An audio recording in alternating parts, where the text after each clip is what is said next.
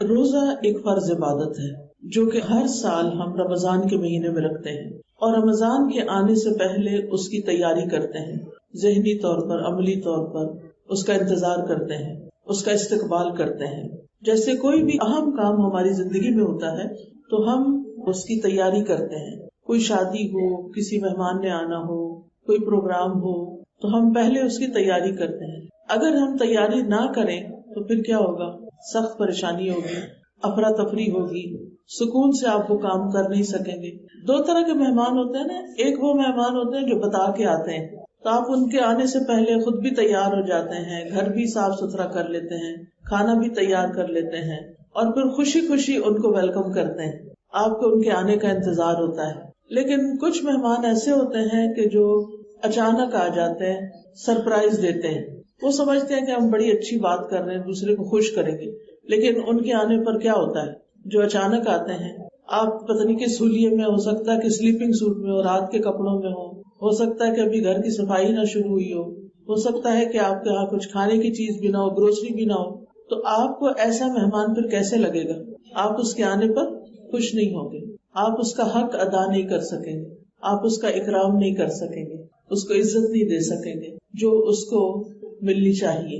اس میں آپ کا قصور نہیں، قصور اس مہمان کا ہے جو بغیر بتائے آیا ہے۔ رمضان تو بغیر بتائے نہیں آتا، وہ تو جب رمضان ختم ہوتا ہے جبھی سے دوبارہ کا وہ سفر شروع کر دیتا ہے، اور ہم سب کو اگلے سال کا انتظار لگ جاتا ہے۔ لیکن خاص طور پر جب شعبان کا مہینہ آتا ہے، اور شعبان کا مہینہ بھی جب آدھا گزر جاتا ہے، تو پھر رمضان بہت قریب محسوس ہوتا ہے، پھر ہمیں اس کی تیاری شروع کر دینی چاہیے۔ اور تیاری کرنے کے لیے سب سے اچھی بات یہ ہے کہ ہم قرآن مجید کی ان آیات کا مطالعہ کریں جو اللہ سبحانہ وتعالیٰ نے اس ضمن میں نازل فرمائی ہیں، اور وہ کیا ہے؟ یا ایھا الذین آمنوا کتب علیکم الصیام کما کتب علی الذین من قبلکم لعلکم تتقون ایاما معدودات فمن کان منکم مریضا او علی سفر فعدۃ من ایام اخر وعلی الذین یطیقونہ فدیۃ طعام مسکین فمن تطوع خیرا فہو خیر لہ وان تصوموا خیر لکم ان کنتم تعلمون شہر رمضان الذی انزل فیہ القرآن ھدی للناس وبینات من الھدی والفرقان فمن شہد منکم الشہر فلیصم ومن کان مریضا او علی سفر فعدۃ من ایام اخر یرید اللہ بکم الیسر ولا یرید بکم العسر ولتکملوا العدۃ ولتکبروا اللہ علی ما ھداکم ولعلکم تشکرون۔ اے لوگو جو ایمان لائے ہو۔ کون ہے وہ لوگ؟ کون ایمان لائے ہیں؟ ہم ایمان لائے ہیں۔ یا ایھا الذین آمنوا، اے لوگو جو ایمان لائے ہو، تم پر روزہ رکھنا فرض کیا گیا جس طرح تم سے پہلے لوگوں پر فرض کیا گیا تھا۔ کیوں؟ تاکہ تم متقی بن جاؤ۔ گنتی کے چند دن ہیں، پھر جو کوئی تم میں سے بیمار ہو یا سفر پر ہو تو دوسرے دنوں سے تعداد پوری کر لے، اور جو لوگ اس کی طاقت نہ رکھتے ہوں وہ ایک مسکین کا کھانا فدیہ دے دیں، اور جو کوئی خوشی سے نیکی کرے تو وہ اس کے لیے بہتر ہے، اور یہ کہ تم روزہ رکھو تمہارے حق میں بہتر ہے اگر تم علم رکھتے ہو۔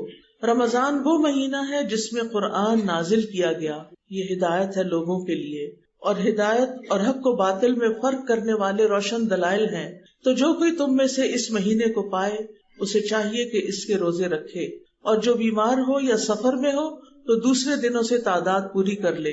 اللہ تمہارے ساتھ آسانی چاہتا ہے، وہ تمہارے ساتھ تنگی کا ارادہ نہیں کرتا، اور تاکہ تم تعداد پوری کرو، اور تاکہ تم اللہ کی بڑائی بیان کرو اس پر کہ اس نے تمہیں ہدایت بخشی، اور تاکہ تم شکر ادا کرو۔ اللہ سبحانہ تعالیٰ خطاب فرما رہے ہیں ایمان والوں سے، یا ایھا الذین آمنوا، اے لوگو جو ایمان لائے ہو۔ جب کوئی آپ کا نام لے کے آپ کو بلاتا ہے تو آپ کیا کرتے ہیں؟ آپ کو جواب دینا چاہیے کہ نہیں دینا چاہیے؟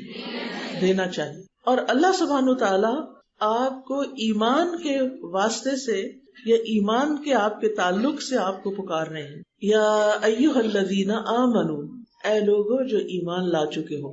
تو اس سے دل میں ایک بات تازہ ہو جاتی ہے کہ الحمدللہ ہم بھی ایمان والے ہیں۔ اب اس ایمان کا تقاضا کیا ہے؟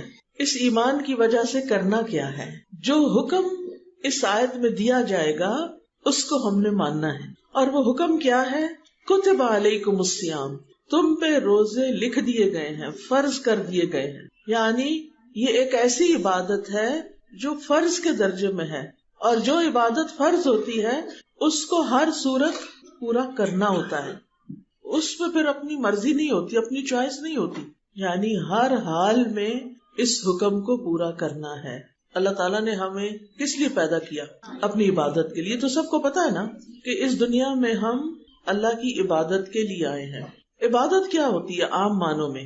ہر وہ بات، ہر وہ کام جو اللہ تعالیٰ کی مرضی، اللہ تعالیٰ کی پسند کے مطابق کیا جاتا ہے وہ عبادت بن جاتا ہے۔ اللہ تعالیٰ ہم سے یہ چاہتے ہیں کہ ہم اپنی ساری زندگی میں اللہ تعالیٰ کی عبادت کرتے رہیں، یعنی جو بھی کوئی کام کریں اس میں نیت بھی اچھی رکھیں، اچھی نیت سے کریں، اللہ کی رضا کے لیے کریں، اور دوسرے یہ کہ اس کا طریقہ بھی صحیح رکھیں، اور خاص طور پر وہ عبادات جو اس نے فرض کی ہیں ان کو سنت کے مطابق کریں۔ تو اس طرح یہ کام عبادت بن جاتا ہے۔ تو اللہ تعالیٰ نے ہمیں جو مختلف عبادات کرنے کو کہا ہے تو اس میں ہم دیکھتے ہیں کہ کچھ عبادتیں صرف مال سے تعلق رکھتی ہیں، جیسے زکوٰۃ، عشر۔ کچھ صرف بدن سے تعلق رکھتی ہیں، جیسے نماز۔ اچھا، بدن سے جو تعلق رکھتی ہے اس میں روزہ بھی آ جاتا ہے جی۔ اور کچھ میں بدن اور مال دونوں لگتا ہے، اور وہ کیا ہے؟ حج۔ ٹھیک ہے۔ کچھ عبادات ایسی ہوتی ہیں جن میں صرف رک جانا ہے، سٹاپ، ادھر ہی رک جاؤ، کھڑے ہو جاؤ، آگے نہیں جانا، تو پھر ہمیں کیا کرنا پڑتا ہے؟ رکنا پڑتا ہے۔ روزے میں کیا کرنا پڑتا ہے؟ رکنا پڑتا ہے۔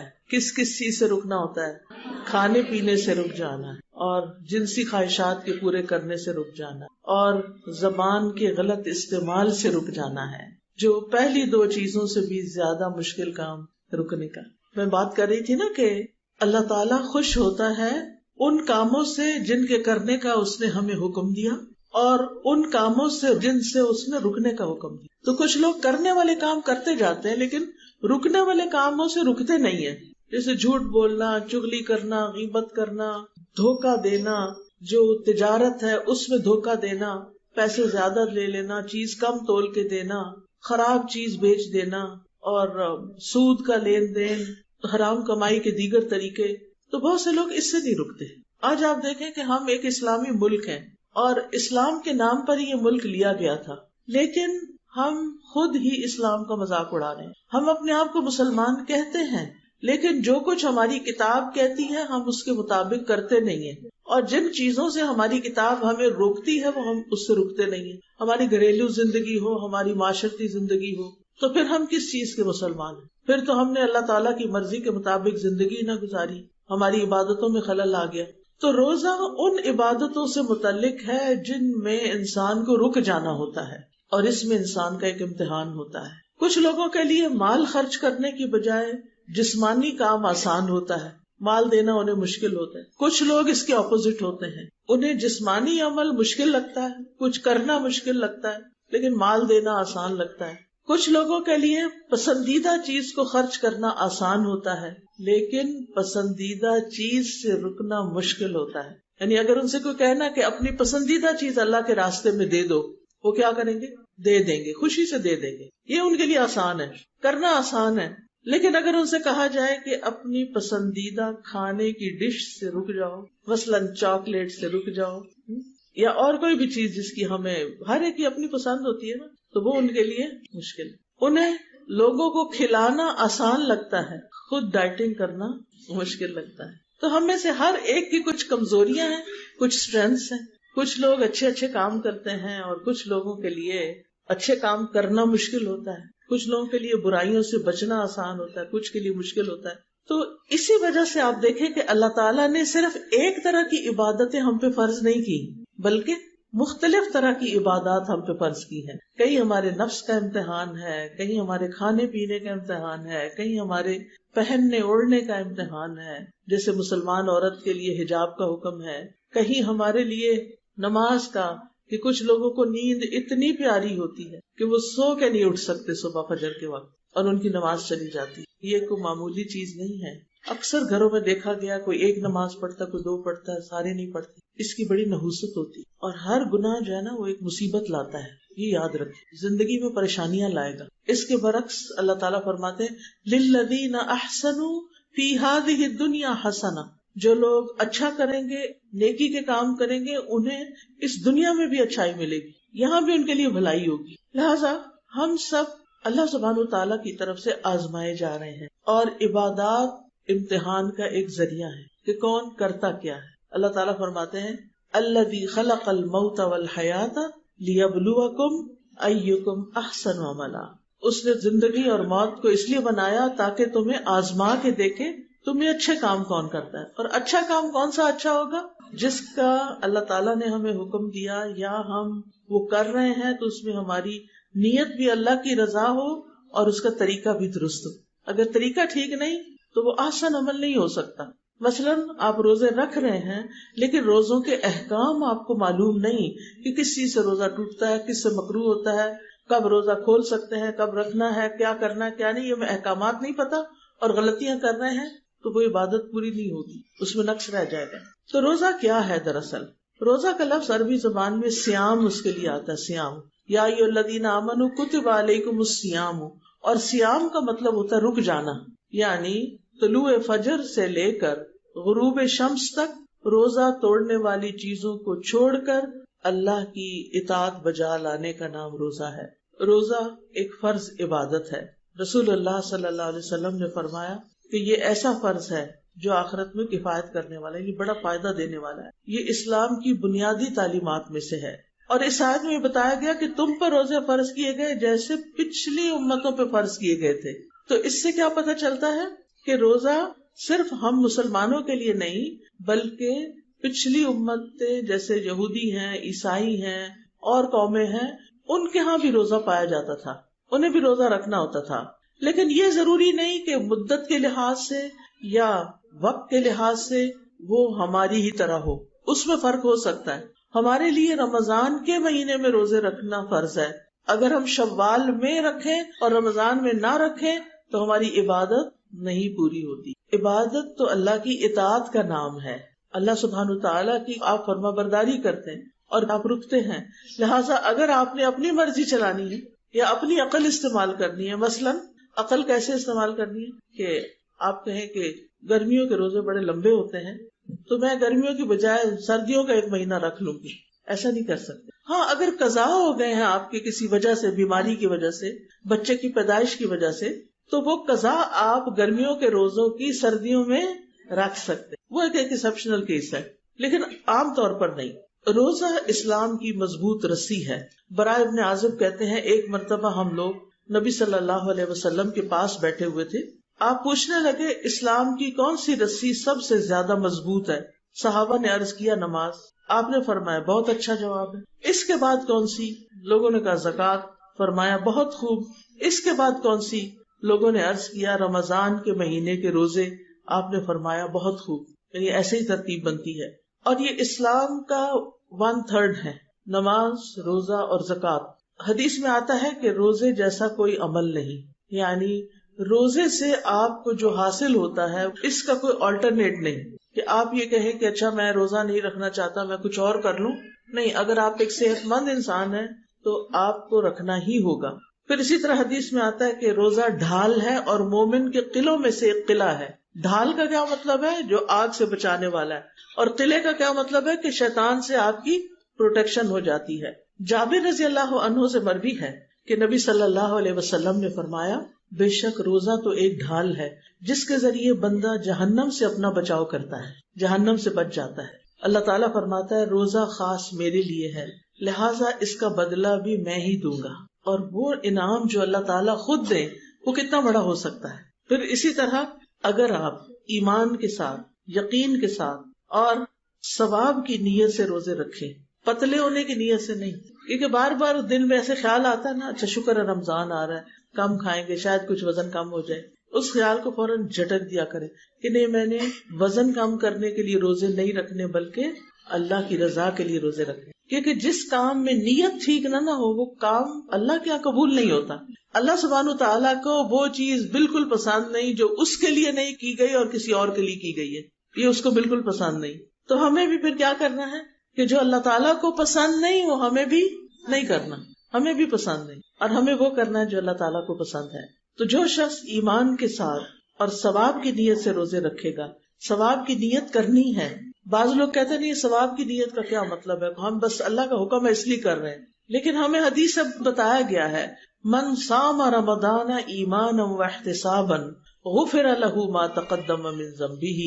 جو شخص ایمان اور احتساب کے ساتھ روزے رکھتا ہے, یعنی جس چیز کا وعدہ کیا گیا ہے اس کی تصدیق کرتے ہوئے, تو اللہ تعالیٰ اس کو اجر عظیم عطا کریں گے. لہٰذا بہت ضروری ہے کہ ہم ثواب کی نیت ضرور کریں کہ اللہ تعالیٰ مجھے آپ سے اس کا بدلے میں ثواب چاہیے. اچھا, جب یہ ہوگا نا کہ ثواب ملے گا تو پھر مشکل بھی آسان لگتی ہے, کیونکہ انسان کے اندر یہ ہے نا کہ اگر اس کو کوئی چیز مل جائے یا جس چیز کو وہ چاہتا ہے وہ مل جائے تو پھر اس کے لیے وہ کام کرنا آسان ہو جاتا ہے. اب مثال کے طور پر آپ دیکھیں کہ جتنے بھی لوگ مختلف کام کرتے ہیں, جیسے کوئی بڑھئی ہے, کارپینٹر ہے, فرنیچر بناتا ہے, کتنی محنت لگتی ہے اس میں. اگر اس کو یہ ہو کہ نہ یہ کسی نے خریدنا ہے اور نہ اس سے مجھے کچھ وصول ہونا ہے تو وہ بنائے گا نہیں.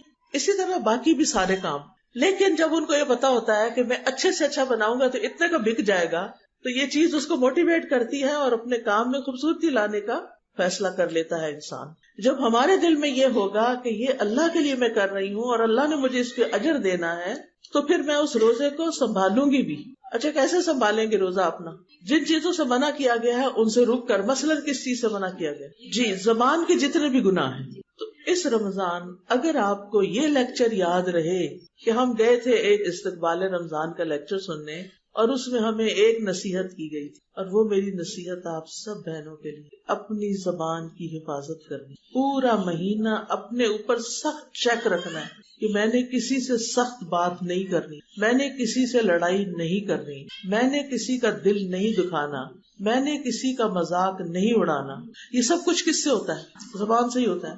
میں نے کچھ ایسا کام نہیں کرنا. بعض اوقات ایسا ہوتا ہے کہ آپ نہیں کرتے لیکن دوسرے آپ کو ٹریگر کر دیتے ہیں. بچے خاص طور پر ہماری کمزوری, ان کے ساتھ ہم بہت زیادتی کر جاتے ہیں. اور رمضان میں کبھی ان کو روزہ رکھا لیں تو اور تنگ کرتے ہیں, کب کھلے گا کب کھلے گا, اور آپ کو بس جواب نہیں ہوتا اس میں. تو آپ نے اس پورے رمضان پورے مہینے اس بات کی ٹریننگ لینی ہے اپنے استاد آپ بن کے کہ میں نے منہ نہیں کھولنا, میں نے اس رمضان غیبت چھوڑ دینی ہے, میں نے اس رمضان بچوں کو ڈانٹنا چھوڑ دینا ہے, میں نے اس رمضان اپنے ہسبینڈ کے ساتھ بدتمیزی نہیں کرنی. کیونکہ بعض خواتین ہوتی ہے نا, وہ بہت چڑھ چڑھ کے بولتی ہیں. اب آپ ایک طرف نماز اور تہجد اور پتہ نہیں کیا کر اور درس بھی دینے جاتے ہیں, الوداع میں کام کرتے ہیں, لیکن ہسبینڈ کے ساتھ سیدھے منہ بات نہیں کرتے, تو پھر یہ نیکی نیکی ہے.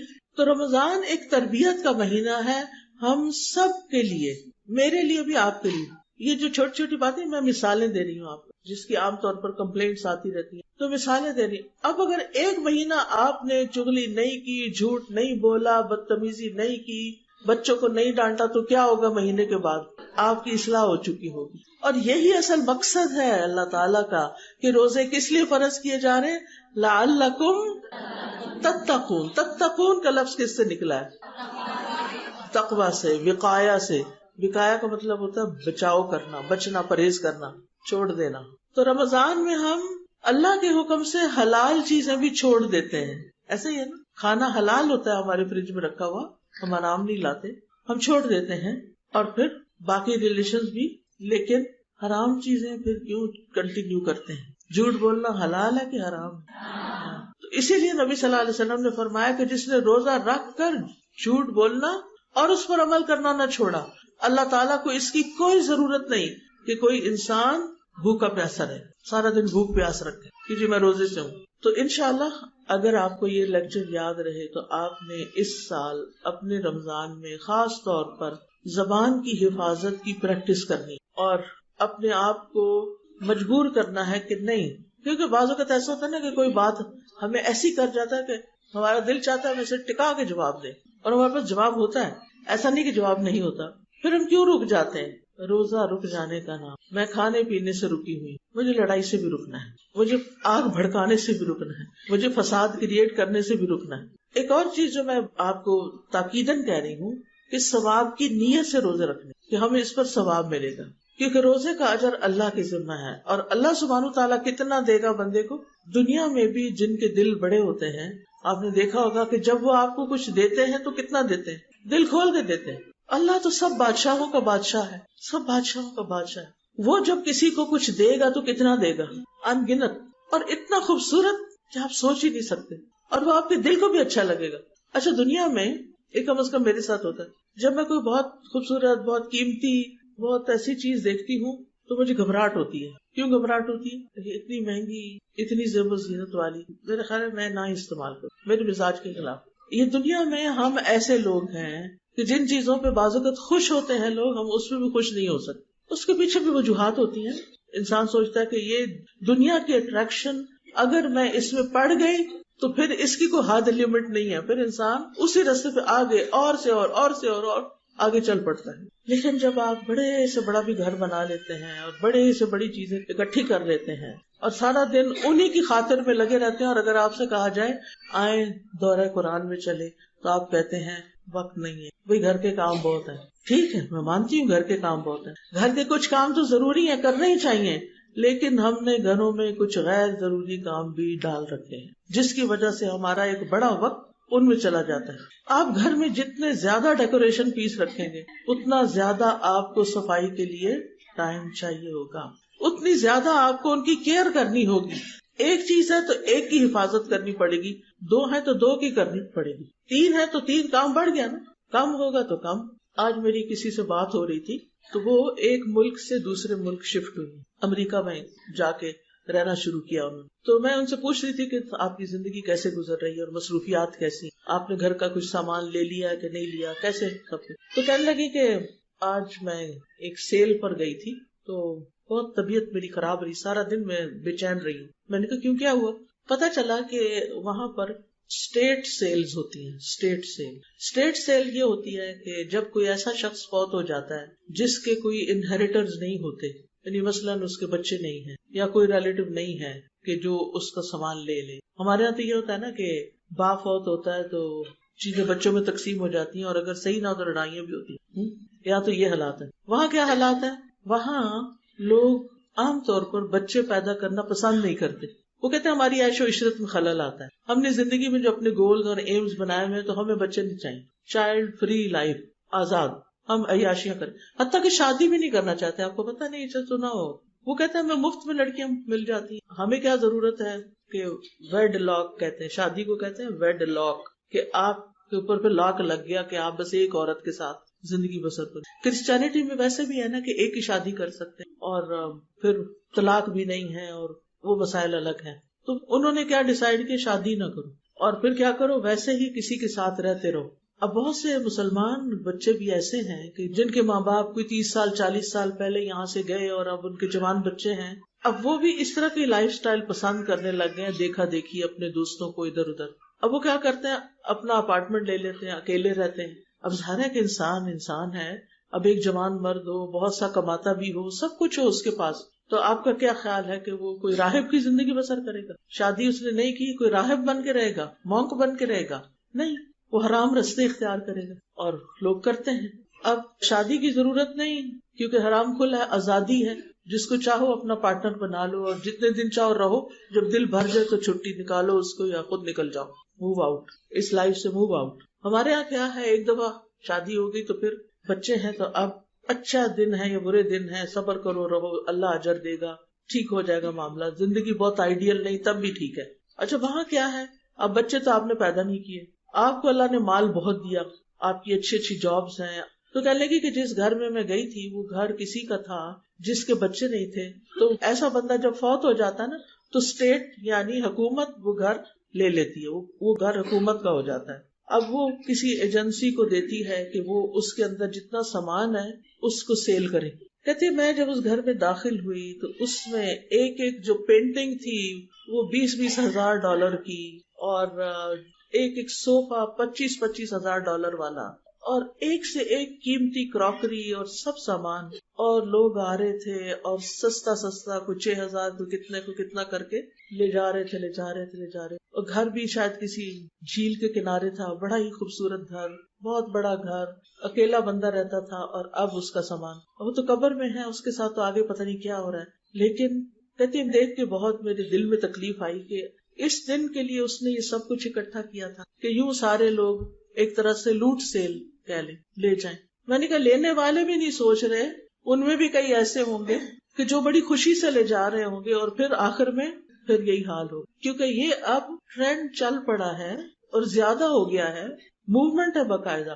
جیسے ہمارے ہاں تو لانگ مارچ ہوتے ہیں اور موومنٹس اور چلتی ہیں نا، اور فساد ہیں، لیکن وہاں پر اس طرح کی موومنٹس چلتی ہیں، عورتوں کی آزادی کی، فیمنزم کی، اور پھر چائلڈ فری لائف کی. اور آج کل آپ کو پتا ہے کہ کئی اور مسائل کھڑے ہو گئے کہ عورت سمجھتی نہیں میں عورت نہیں، میں تو مرد ہوں، لہٰذا وہ اپنا آپریشن کروا کے مردوں جیسا بننے کی کوشش، ہارمون کھا کے منہ پہ بال اگواتے ہیں، اور پھر چلو مرد عورت عورت مرد بن رہے ہیں، یہ الگ مصیبت. لیکن اب ایک اور چیز یہ بھی شروع ہو گئی کہ کچھ لوگ کہتے ہیں کہ میں بلی ہوں، کوئی کہتا ہے میں کوا ہوں. یہ میں من گھڑت کہانی نہیں بتا رہی، یہ فرسٹ ہینڈ انفارمیشن ہے کہ انسان بھی نہیں ہے. وہ کیوں؟ فریڈم ہے، آزادی ہے، ہم جو مرضی بننا چاہیں. ہمارے اندر جو خیالات ہیں، اور یہ خیالات کون ڈالتا ہے اندر؟ قرآن مجید میں کیا لکھا ہوا ہے؟ شیطان نے انسان کو بھٹکانے کی جو کوشش کی تھی، سورۃ النساء میں آتا ہے نا، اس نے کہا تھا کہ میں ان کو گمراہ کروں گا اور یہ اللہ کی تخلیق کو بدل دیں.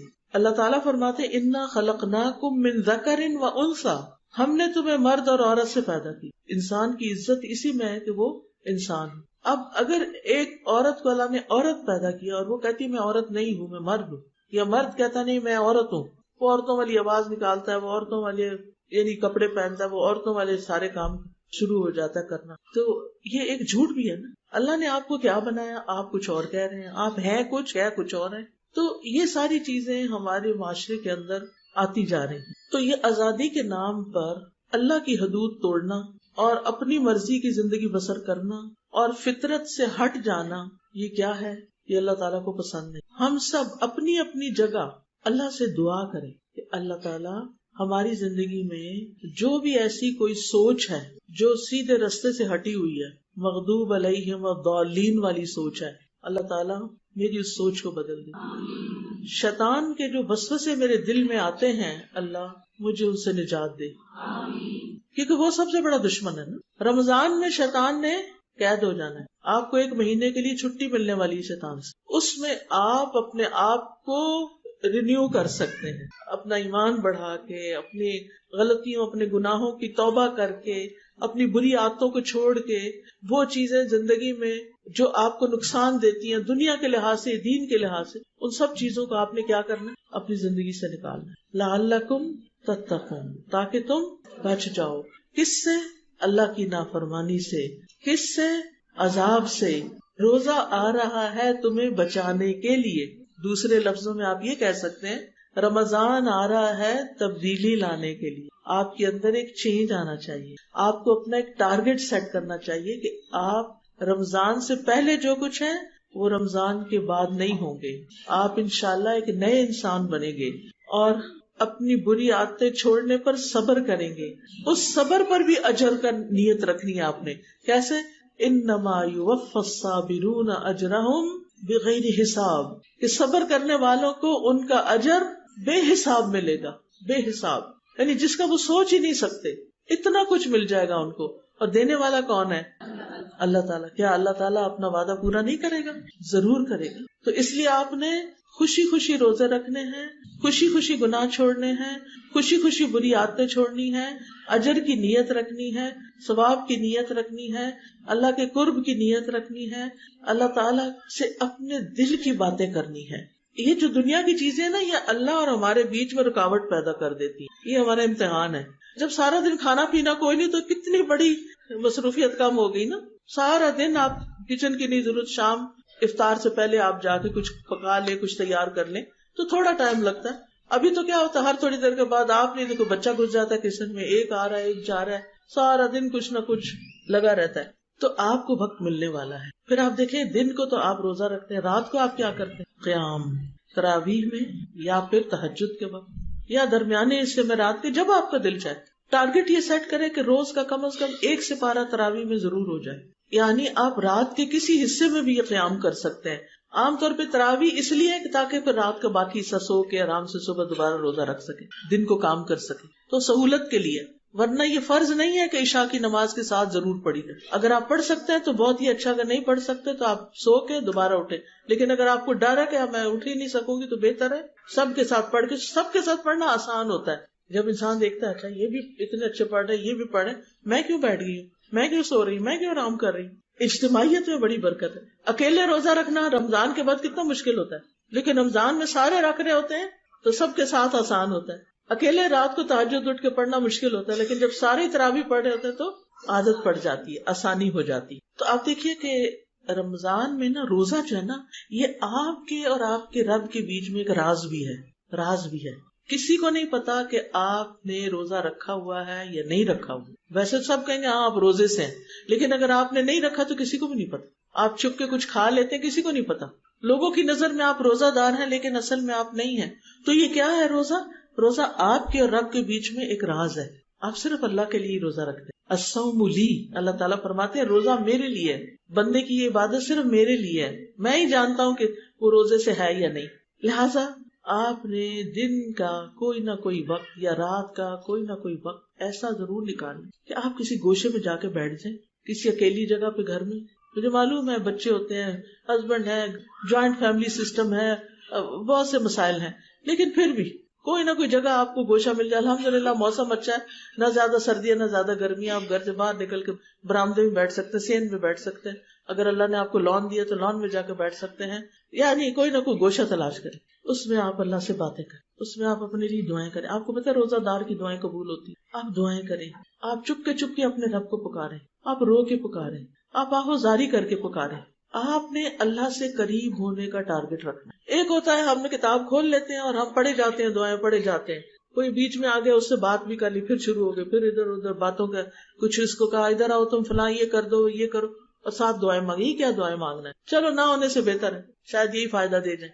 لیکن اور کیا کرنا ہے آپ نے اپنی زبان میں اپنے دل. آپ کو پتا ہے کہ میں جب دلی دعا مانگتی ہوں میں پنجابی میں مانگتی ہوں، کیونکہ وہ ایسا لگتا ہے کہ جیسے وہ مادری زبان ہے، مدر ٹنگ ہے، تو یوں لگتا ہے کہ جیسے نا وہ ایک جیسے کوئی سچا تعلق قائم ہو گیا نا. ماں کے ساتھ سب سے زیادہ سچا تعلق ہوتا ہے. تو ماں والی زبان جو ہوتی ہے یا ماں سے جو بات ہوتی ہے وہ بہت اور طرح ہوتی ہے.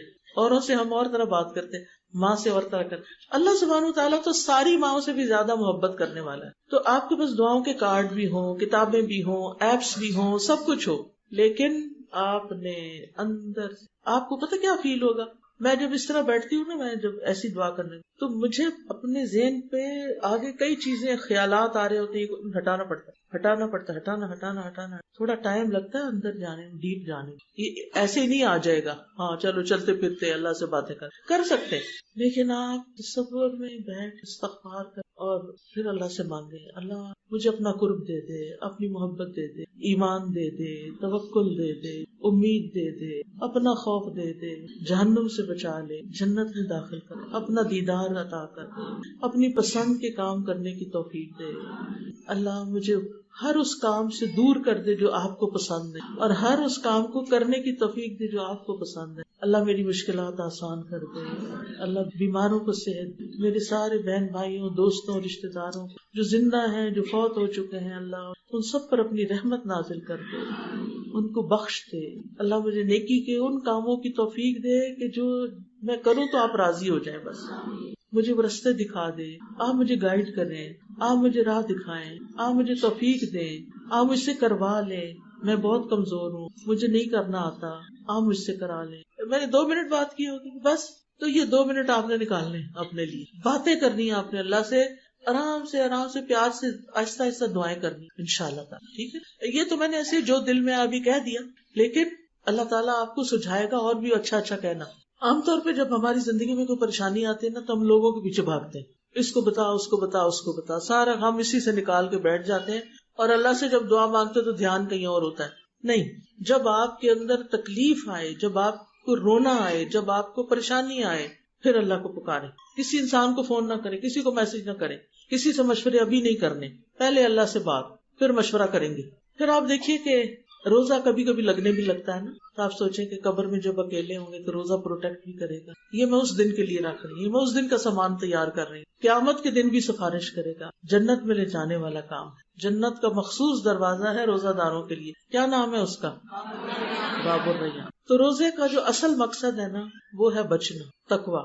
اور تقویٰ جو ہے نا اعمال کو خوبصورت بنا دیتا ہے، کیونکہ روزہ دار اللہ کی خاطر اپنی من پسند چیزوں کو چھوڑتے. اپنی محبوب چیزوں کو چھوڑتا ہے۔ روزے میں صرف اللہ کی نگرانی کا احساس ہوتا ہے۔ روزے میں گناہ کم ہوتے ہیں، نیکیاں زیادہ ہوتی ہیں۔ پھر اسی طرح انسان اللہ کی نعمتوں کا شکر ادا کرتا ہے، شکر گزار بنتا ہے، نفس کو قابو کرنا آتا ہے، کیونکہ ہمارا نفس جو ہے نا یہ ہمیں کچھ کاموں کا حکم دیتا ہے اور پھر ہم پھسل جاتے ہیں۔ تو روزے میں یہ بھی قابو ہوتا ہے، انسان کی شہوت ختم ہوتی ہے، شیطان کی طاقت کمزور ہوتی، صحت بھی اچھی ہوتی ہے۔ یعنی روزے سے ہم ڈرتے ہیں پتہ نہیں ہم کمزور ہو جائیں گے، نہیں، ڈیٹاکس کرتا ہے ہمیں نا، گناہ وغیرہ تو کرتا ہی ہے لیکن جسم کے زہر بھی دور کرتا ہے۔ پھر اسی طرح دوسروں کا احساس بھی زیادہ پیدا ہوتا ہے، مسکینوں کا، یتیموں کا، غریبوں کا۔ اور پھر چند گنتی کے دن تو ہوتے ہیں، سارا سال تو روزے نہیں، 12 مہینوں میں سے 1 مہینہ بس اللہ تعالیٰ چاہتے تو 2 کر دیتے، 6 کر دیتے، پھر ہم کیا کرتے؟ لیکن اللہ نے ہم پہ بڑا رحم کیا ہے، بس 1 مہینہ۔ پھر اگر کوئی بیمار ہو اور بیماری ایسی ہو کہ جو روزے کی وجہ سے بڑھ جائے، یہ نہیں کہ میں بیمار ہوں تو میں ریسٹ کرنے کے لیے آج سارا دن پانی پینا چاہتی ہوں، نہیں، اگر بیماری زیادہ ہو رہی ہو، اگر شفا ڈیلے ہو جائے، اگر کوئی ایمرجنسی آ جائے اور سرجری کرانی پڑے، کہ بعضوں کے ڈاکٹر صرف ایسا ٹائم دیتے ہیں اس کے علاوہ وہ اویلیبل ہی نہیں ہوتے، تو وہ سارے حالات کو دیکھ کے تو تھوڑی بہت تکلیف والی جو بیماری ہے نا اس میں روزہ نہیں چھوڑنا۔ اسی طرح سفر، اگر آرام دہ سفر ہے تو روزہ نہیں چھوڑیں، لیکن جب تکلیف والی سفر ہو تو پھر روزہ چھوڑ سکتے ہیں۔ اور جو بوڑھے لوگ ہیں جن کی صحت کی توقع ہی نہیں ہے ان کا فدیہ دینا ہے۔ فدیہ کتنا دینا ہے؟ 1 مسکین کا کھانا 1 وقت کا، ٹھیک ہے۔ بوڑھا مرد یا بوڑھی عورت جس کے اندر ہمت طاقت نہیں، ویسے تو ماشاءاللہ کئی بوڑھے ہم سے زیادہ اچھے، ہماری والدہ تھی تو 78 ایئرس کی ان کی ایج تھی اور وہ نفل روزے رکھتی، ہر مہینے 3 روزے، 13، 14، 15 کے، اور ہر سوموار جمعرات روزہ۔ اب وہ بوڑھی تھی لیکن وہ روزے رکھتی تھی اور اللہ نے ان کو توفیق دی ہوئی تھی۔ تو صرف یہ نہ سوچے اب میں 70 سال کی ہو گئی ہوں، اب تو میرا بڑھاپا آ گیا لہذا اللہ نے رخصت دیا میں کھاؤں پیوں، نہیں، اگر آپ میں ہمت ہے تو آپ بھی روزہ رکھیے۔ وَأَن تَصُومُوا خَيْرٌ لَكُمْ، اور یہ کہ تم روزہ رکھو یہ تمہارے حق میں زیادہ بہتر ہے۔ پھر اسی طرح حاملہ اگر روزہ رکھ کے وہ ٹھیک ٹھاک اپنا ڈاکٹر کہتی ہے کہ کوئی کمپلیکیشن نہیں ہے تو وہ بھی روزہ رکھ لے، لیکن اگر ہے اور بچے کی گروتھ میں فرق پڑتا ہے تو پھر اس صورت میں روزہ چھوڑ دے، وہ بعد میں رکھ لے۔ اسی طرح دودھ پلانے والی، اگر بچہ سالڈ فوڈ پہ ہے اور تھوڑا دودھ بھی ساتھ پی رہا ہے تو روزہ رکھ سکتے ہیں، لیکن اگر بچہ ٹوٹلی آپ کے دودھ پر ڈیپینڈنٹ ہے تو پھر آپ چھوڑ بھی سکتے۔ پھر یہ بھی ہو سکتا ہے 1 دن رکھیں 1 دن نہ رکھیں، ضروری نہیں کہ سارے ہی چھوڑ دیں۔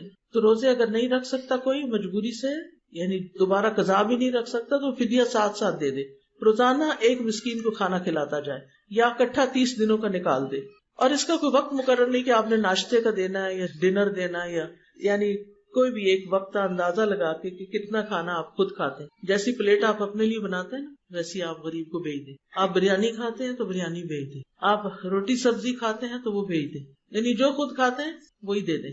چونکہ وقت ختم ہو گیا لیکن ایک بڑی اہم بات ہے اور وہ ہے کہ شہر رمضان الذی انزل فیہ القرآن، رمضان وہ مہینہ ہے جس میں قرآن نازل ہوا ہے، اس لیے اس رمضان قرآن کے ساتھ وقت گزارنے کا ٹارگٹ سیٹ، کس وقت دورہ قرآن کرنا، کس وقت ناظرہ پڑھنا ہے، کس وقت کچھ حفظ کرنا ہے، کس وقت تراویح پڑھنی، یعنی عام دنوں سے زیادہ قرآن سے تعلق ہونا چاہیے، جو بھی طریقہ آپ کریں اپنے اپنے حالات کے مطابق، کیونکہ رمضان ایک مبارک مہینہ ہے، آسمان کے دروازے کھلتے ہیں، جنت کے دروازے کھل جاتے ہیں، جہنم کے دروازے بند ہو جاتے ہیں، شیطان جکڑے جاتے ہیں، گناہوں کا کفارہ ہو جاتا ہے، نیکیوں کا شوق آ جاتا ہے انسانوں کے اندر۔ تو اس کے لیے کیا کرنا چاہیے انسان کو؟ رمضان میں قرآن کے ساتھ زیادہ سے زیادہ تعلق، اور قرآن کیا ہدایت کی کتاب ہے، تو ہم ایک طرف روزہ رکھ رہے ہیں اور دوسری طرف ہدایت حاصل کر رہے ہیں تاکہ رمضان سے پہلے سے زیادہ اچھے انسان بن جائیں، ٹھیک ہے انشاءاللہ، اور ہماری بخشش بھی ہو جائے، ہم میں کچھ اچھی عادتیں بھی آ جائیں